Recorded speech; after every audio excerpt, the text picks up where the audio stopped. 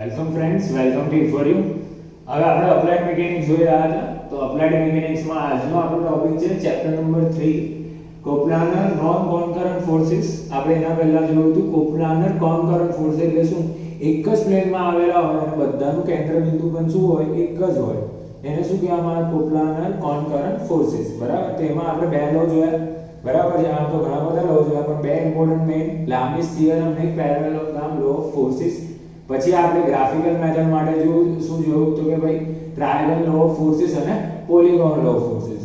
પહેલા બે શેના માટે હતા? એનાલિટિકલ માટે હતા. કયા તો કે ભાઈ પેરેલલોગ્રામ લો ઓફ ફોર્સિસ અને લામીસ થિયરમ. એનાલિટિકલ મેથડ હતી. અને ગ્રાફિકલ મેથડમાં આપણે કયા કયા જોયા?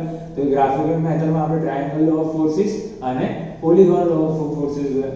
આજે આપણે જોઈશું બરાબર છે કોપ્લાનર નોન કોન્કરન્ટ ફોર્સ એટલે શું? એક જ સમતલમાં આવેલા હોય પણ એમના કેન્દ્ર બિંદુ શું હોય? અલગ અલગ હોય. એને શું કહેવામાં આવે? Coplanar non concurrent force. એટલે એક જ જગ્યાએ ભેગા થતા નથી. એક જગ્યાએ ભેગા થશે તો એ શું હશે? અલગ અલગ.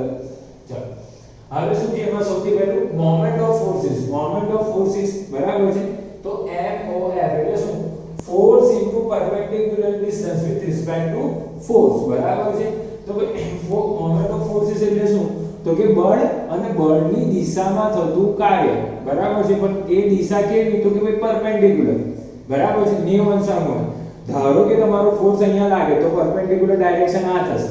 તો આ બંને વચ્ચેનો જે એંગલ બનશે શું થઈ જશે? 90 ડિગ્રી. એટલે એને શું કહેવામાં આવે છે? Moment of force. Force into perpendicular distance with respect to the force. એટલે ફોર્સની લાઇન ઓફ એક્શન ને પરપેન્ડિક્યુલર. બરાબર છે. તો અહીંયા જો m p into x. તો x શું છે જુઓ? આ 90 ડિગ્રી છે. બરાબર. પરપેન્ડિક્યુલર થઈ ગયું. આ તમારો ફોર્સ p છે. આની લાઇન ઓફ એક્શન છે. બરાબર છે. એના પરપેન્ડિક્યુલર ડિસ્ટન્સ. એનું યુનિટ શું આવશે? ન્યૂટન ઇન્ટુ મીટર અથવા તો ન્યૂટન ઇન્ટુ mm. બરાબર. whichever is consider. ચલો હવે મોમેન્ટ ઓફ ફોર્સ છે તો બે ટાઈપની મોમેન્ટ આપણી પાસે ક્લોકવાઇઝ મોમેન્ટ અને એન્ટી ક્લોકવાઇઝ મોમેન્ટ. બરાબર છે. 12 વાગ્યાથી 1 2 3 બાજુ જઈએ તો શું છે? Clockwise moment. બરાબર છે. પણ 12 થી આપણે 11 10 9 એની બાજુ જઈએ તો શું થઈ ગઈ? Anti clockwise moment. ઘડિયાળની કાંટાની ક્લોકવાઇઝ મોમેન્ટ એ આપણી શું છે? Clockwise moment. ઘડિયાળના કાંટાની ઉલટી દિશા એ આપણી શું છે? Anti clockwise moment. સેમ જો અહીંયા બરાબર છે. આમ છે, આ છે તો આ ફોર્સ આમ નીચે જશે. બરાબર છે. તો આ કઈ મોમેન્ટ થશે? ક્લોકવાઇઝ મોમેન્ટ થશે. એવી જ રીતે હવે અહીંયા આવી જશે ફોર્સ. બરાબર છે. તો આ કયો ફોર્સ થશે? Anti clockwise. બરાબર છે. જોઈ લો. ક્લિયર? બરાબર છે. અહીંયાથી પણ તમે ઉપરથી લગાવશો તો આ પણ શું થશે? એન્ટી ક્લોકવાઇઝ થશે. ક્લિયર? ધેન આ હતું આપણું મોમેન્ટ ઓફ ફોર્સ. બરાબર. બેઝિક સ્ટાર્ટ કરતા પહેલાનું આપણું બેઝિક. હવે શું છે? કપલ. હવે મોમેન્ટ ઓફ ફોર્સિસ છે તો ભાઈ દર વખતે એક જ ફોર્સ લાગે એવું જરૂરી નથી. બરાબર છે. તમે ગાડી ચલાવતા હશો તો બે ફોર્સ લગાવજો. અરે રાઈટ હેન્ડ સાઈડ થી નહીં, લેફ્ટ હેન્ડ સાઈડ થી. તો આ શું થઈ ગયું? બે ફોર્સ થઈ ગયા. બરાબર. તો આ બે ફોર્સ ને શું કહેવામાં આવે છે? કપલ કહેવામાં આવે છે. બરાબર છે. જેને શું કહેવામાં આવે છે? કપલ. જ્યારે મોમેન્ટ ઓફ ફોર્સિસમાં બે ફોર્સ આવે એને શું કહેવામાં આવે છે? કપલ કહેવામાં આવે. તો આપણે કપલની ડેફિનેશન જોઈએ કે ભાઈ કોઈ પણ બે સરખી શું કહે સરખા મૂલ્યના ફોર્સિસ પણ કેવા? અપોઝિટ ઇન ધ ડાયરેક્શન અને જેમની કાર્યરેખા એટલે લાઇન ઓફ એક્શન કેવી હોય? સેમ ના હોય તેને શું કહેવામાં આવે છે? કપલ કહેવામાં આવે છે. જો બે સેમ વેલ્યુ એટલે p અને p સેમ વેલ્યુ છે. બંને વચ્ચેનો ડિસ્ટન્સ બી કેવું છે? સેમ. અપોઝિટ ડાયરેક્શન આ કઈ જાય છે? અપવર્ડ. આ કેના જાય છે? ડાઉનવર્ડ. અને લાઇન ઓફ એક્શન બી કેવી છે? Opposite in the direction. બરાબર છે. તો એને શું કહેવામાં આવે છે? કપલ. બરાબર છે. એને શું કહેવામાં આવે છે? કપલ. બરાબર છે. ચાલો હવે કપલમાં બી ક્લોકવાઇઝ કપલ અને એન્ટી ક્લોકવાઇઝ કપલ. બરાબર છે. તો સેમ જે રીતે મોમેન્ટમાં ઘડિયાળના કાંટાની દિશામાં ફરે તેને શું કહેવામાં આવે? Clockwise couple. ઘડિયાળના ઉલટી દિશામાં ફરે એને શું કહેવામાં આવે? Anti clockwise couple. બરાબર છે. તમે ગોળા ફેરવાળાને જોયું હશે. બરાબર છે. પછી તમે રિંગ ફેરવી હશે, સ્ટીરિંગ. આ બધું શું છે? કપલ અને મોમેન્ટ ઓફ ફોર્સિસ છે. આર્મ ઓફ કપલ તો કે perpendicular distance between two force. આ જે ડિસ્ટન્સ છે એને શું કહેવામાં આવે છે? Arm of couple. અને મોમેન્ટ ઓફ ધ કપલ એટલે force into arm of couple. Simple. જેવી રીતે એમાં ફોર્સ ઇન્ટુ પરપેન્ડિક્યુલર ડિસ્ટન્સ છે એવી રીતે ફોર્સ. બરાબર છે. જે ફોર્સ તો સેમ જ છે. અને ઇન્ટુ આર્મ ઓફ કપલ. એનો યુનિટ આવશે ન્યૂટન ઇન્ટુ મીટર અથવા તો kilo newton into the metre. તો આના પરથી આપણે હવે શું કરવાનું છે? બેરામોન્સ લો આપણે શું કરવાનો છે? જસ્ટિફાઈ કરવાનું છે. તો બેરાગોન્સ લો શેના માટે છે? તો કે કોપ્લાનર નોન કોન્કરન્ટ ફોર્સિસ માટે છે. કોપ્લાનર કોન્કરન્ટ ફોર્સિસ માટે આપણી પાસે બે છે, કોણ? પેરેલલોગ્રામ ફોર્સિસ અને લામીસ થિયરમ. પણ કોપ્લાનર નોન કોન્કરન્ટ ફોર્સિસ માટે આપણી પાસે બેરાગોન્સ પ્રિન્સિપલ ઓફ શું છે? મોમેન્ટ્સ. બરાબર છે. તો એનું સ્ટેટમેન્ટ શું કહે છે કે જો ઘણા બધા બળો કોઈ એક જ સિસ્ટમ પર લાગતા હોય, બરાબર છે, તો કોઈ પણ સિસ્ટમમાં ઘણા બધા સંતુલિત બળો હોય તો એ સંતુલિત બળની કોઈ પણ સંતુલિત બળની મોમેન્ટ તેના પરિણામી બળની મોમેન્ટ જેટલી થતી હોય છે. બરાબર છે. અહીંયા ઘણા બધા હોય એક જ સિસ્ટમમાં, સપોઝ કે રૂમમાં 100 બળ આપેલા છે અને એ 100 બળની સામે બાજુના રૂમમાં એક જ બળ હોય તો 100 માંથી કોઈ પણ એક સંતુલિત બળની આપણે મોમેન્ટ લઈએ તો એ કોના જેટલી થશે? બાજુના રૂમમાં રહેલા એક જ એની થશે. એને શું કહેવામાં આવે છે? Resultant force. અહીંયા કેટલા ફોર્સ આપેલા છે? P1 P2 અને P3 બંને વચ્ચેનું ત્રણ વચ્ચેનું perpendicular distance x1 x1 x3 વડે દર્શાવેલું છે. સિમિલરલી સામે છે રિઝલ્ટન્ટ, બરાબર છે, જેને આપણે શેના વડે દર્શાવેલું છે? કેપિટલ X, અને રિઝલ્ટન્ટને દર્શાવેલું છે કેપિટલ R. મોમેન્ટ લઈએ તો શું થશે? P1 x1 P2 x2 P3 x3. અને અહીંયાની મોમેન્ટ લઈએ તો R * x કેમ? તો ભાઈ result into the perpendicular distance. તો as per Paragon principle આપણે શું કહ્યું કે આ બધાના સંતુલિત બળનું પરિણામી બળનું મોમેન્ટ એ શું થશે? રિઝલ્ટન્ટ એટલે પરિણામી બળના મોમેન્ટ જેટલી થશે. તો આપણે લખ્યું P1 x1 P2 x2 P3 x3 R * x. બરાબર છે. તો આ હતું આપણું શું? તો કે ભાઈ મોમેન્ટ ઓફ ફોર્સિસ કપલ કોને કહેવાય? બરાબર છે. Anti clockwise moment, anti clockwise couple, clockwise moment, clockwise couple અને ક્લોકવાઇઝ મોમેન્ટ. બરાબર છે. એના પછી આપણે જોયું બેરાગોન પ્રિન્સિપલ ઓફ ધ મોમેન્ટ્સ, કે જેમાં શું કહે છે કે જો કોઈ સિસ્ટમમાં તો જો કોઈ રૂમમાં અથવા તો જો કોઈ પદાર્થમાં ઘણા બધા સંતુલિત બળો હોય તો કોઈ પણ સંતુલિત બળનું મોમેન્ટ એ તેના પરિણામી બળની મોમેન્ટ જેટલું થશે, અથવા તો બધા જ સંતુલિત બળોનો મોમેન્ટનો સરવાળો તેના રિઝલ્ટન્ટના જેટલો થશે. તો આને શું કહેવામાં આવે છે? બેરાગોન પ્રિન્સિપલ ઓફ ધ મોમેન્ટ્સ તરીકે ઓળખવામાં આવે છે. આપણે જોઈ રહ્યા હતા અપ્લાઇડ મિકેનિક્સ. અપ્લાઇડ મિકેનિક્સમાં આપણે જોઈ રહ્યા હતા coplanar non concurrent forces. Coplanar non concurrent forces. બરાબર છે. તો એમાં આપણે જો મોમેન્ટ ઓફ ફોર્સ, પછી જો આપણે કપલ, મોમેન્ટ ઓફ કપલ, અને પછી જો આપણે Varignon's law of principle of the moments. બરાબર છે. તો હવે આપણે જોઈશું પ્રોપર્ટીઝ ઓફ ધ કપલ. બરાબર છે. આપણે કપલ તો ભણી ગયા, પણ કપલની પ્રોપર્ટીઝ શું? તો પહેલી પ્રોપર્ટી છે equal in magnitude and opposite in the direction. બરાબર. પેરાગોન્સ ઓફ જે પ્રિન્સિપલ છે સિમ્પલ. બરાબર છે. કોઈ એના મેગ્નીટ્યુડ કેવા હોવા જોઈએ? સરખા હોવા જોઈએ, અને ઓપોઝિટ ઇન ધ ડાયરેક્શન. બરાબર છે. એક અપ એક ડાઉન. બરાબર છે. અને બીજો એક બાજુ સાઈડ, સપોઝ કે એક બાજુ અપ છે, લેફ્ટ હેન્ડ સાઈડ, અને એક બાજુ down. Act along the parallel lines means collinear. બરાબર છે. કે ભાઈ એમની લાઇન ઓફ એક્શન કેવી હોવી જોઈએ? બરાબર છે. પેરેલલ. બરાબર છે. એકબીજાને કેવી હોવી જોઈએ? પેરેલલ. તો આ પેરેલલ છે. ભલે ડાઉન અલગ પણ શું છે? પેરેલલ છે. જો આ શું છે? પેરેલલ. બરાબર છે. હવે સપોઝ કે આ ડાઉન છે અને આ અપ છે, તો આપણે શું થઈ ગયું? પેરેલલ. આપણે શું છે? Parallel. Separated by the perpendicular distance. બરાબર છે. આપણે કાલે જોયું હતું આ રીતે હતું. બરાબર છે. તો આ જે ડિસ્ટન્સ છે કેવું છે? 90 ડિગ્રી બેવને એટલે કેવું છે? Separated by the perpendicular distance. It does not produce any translation motion but it produces rotational movement. બરાબર છે. તમને ખબર જ છે કે એક ટ્રાન્સલેશન એટલે શું? એક જગ્યાએથી બીજી જગ્યાએ નથી ખસાડો, આગળ પાછળ નથી ખસાડતો. એ શું કરે છે? રોટેશનલ મોમેન્ટ શું કરે છે? જનરેટ કરે છે. બરાબર છે. The resultant force of a couple is 0. બરાબર છે. કે resultant force કેવો હશે? 0. કેમ? તો કે આ પોઝિટિવ છે અને આ નેગેટિવ છે. બરાબર છે. તો આ નેગેટિવ છે અને આ કેવો છે? પોઝિટિવ છે. બરાબર છે.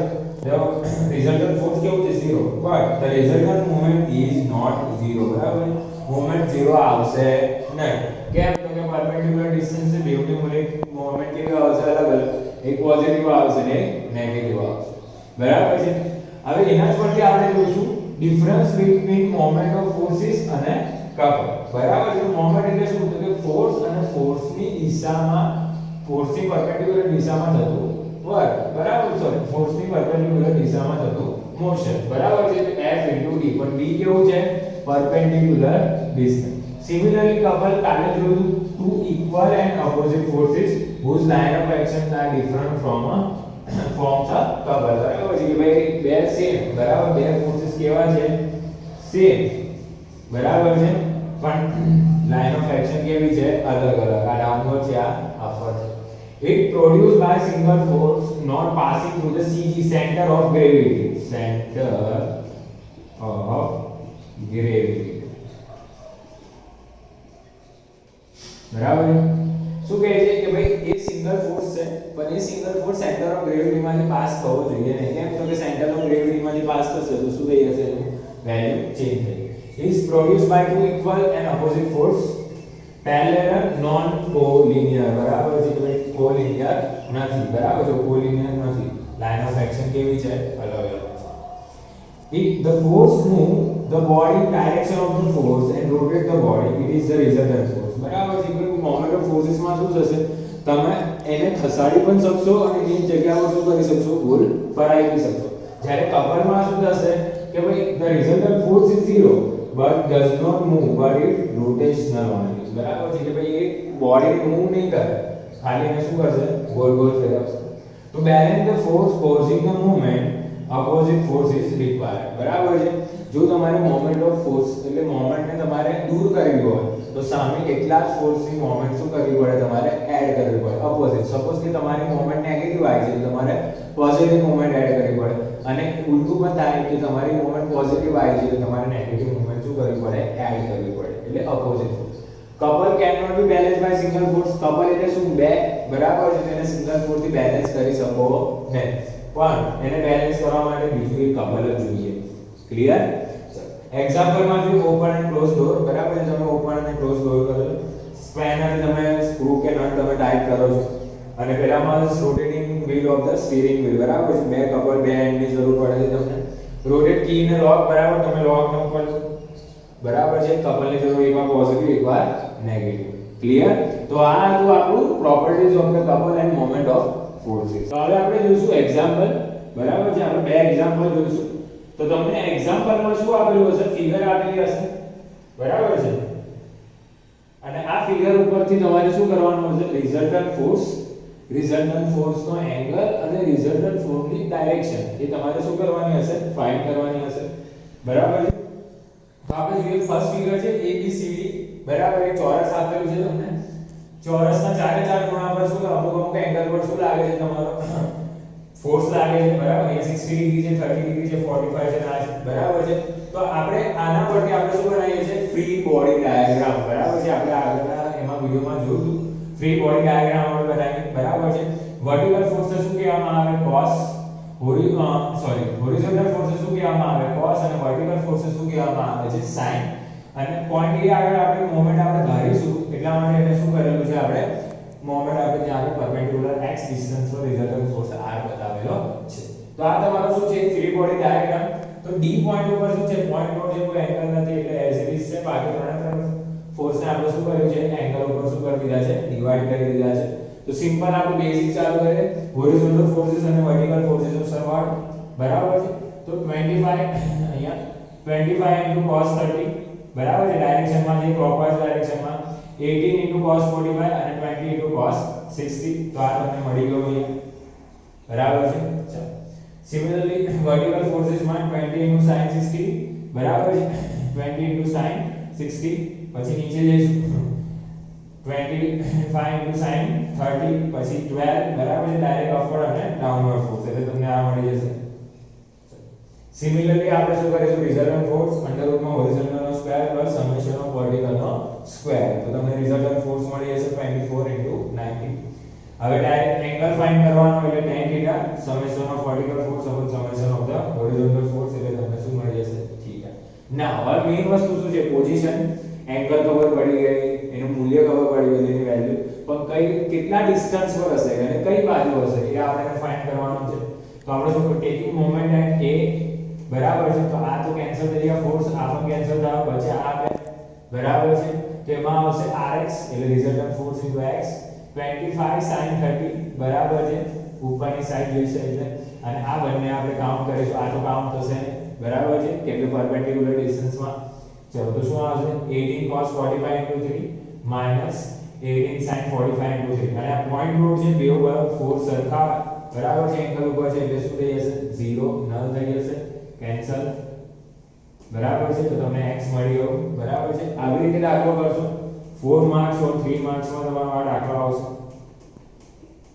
બરાબર છે એવું દાખલો સિમિલરલી અહીંયા પણ છે આ ફિગર તમને આપેલી હશે એક્ઝામમાં બરાબર છે રિઝલ્ટન્ટ ફોર્સ એંગલ અને એનું શું ફાઇન્ડ કરવાનું છે પોઝિશન તો આપણે જોઈએ ABCD 50 આપેલું છે 80 આપેલું છે ખાલી અહીંયા જ એંગલ આપેલો છે 45 એકદમ સિમ્પલ દાખલો છે રિઝલ્ટન્ટ આપણે ફોર્સ કરીએ હોરિઝોન્ટલ ફોર્સ અને વર્ટિકલ ફોર્સ બરાબર છે હોરિઝોન્ટલ માં 18 અને આ બાજુ હશે એટલે sin બરાબર 80 અને sin થઈ ગયું વર્ટિકલ માં 50 અને cos 45 tan થીટામાં શું આવશે તો કે વર્ટિકલ અને હોરિઝોન્ટલ મૂકી દીધું એંગલ મળી ગયું પોઝિશન માટે તમારે શું કરવાનું છે તો કે resultant into x minus sorry is equal to 10 sin into 2 metre કેમ તો કે બે વચ્ચેનું ડિસ્ટન્સ કેટલું છે 2 મીટર x સૂત્રનો કરતા બનાવશો એટલે તમને શું મળે 0.167 મીટર તો આવી રીતે તમે કોઈપણ ફ્રી બોડી પર ફ્રી બોડી ડાયાગ્રામ જનરેટ કરીને બરાબર છે તમે કોઈપણ